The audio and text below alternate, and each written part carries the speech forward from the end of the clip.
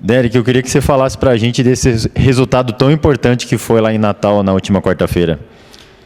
Acredito que nós fizemos um bom jogo lá em Natal, conseguimos ter mais volume, posse de bola com o adversário, conseguimos criar bastante chances de gol e graças a Deus a gente conseguimos sair de lá com a vitória, que foi uma vitória bastante importante para quem quer almejar sempre o topo da tabela.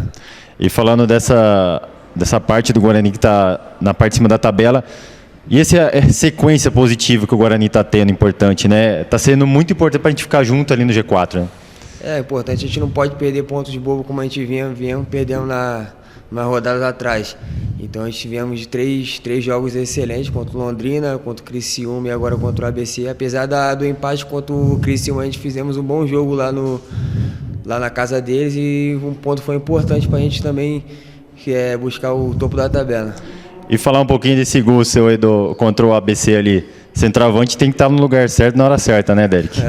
Acredito que foi um pouco de sorte, mas centroavante tem que ter sorte, tem que estar na hora certa e no momento certo, como você falou. E feliz por ter feito o gol e ajudado o Guarani a sair de lá com a vitória.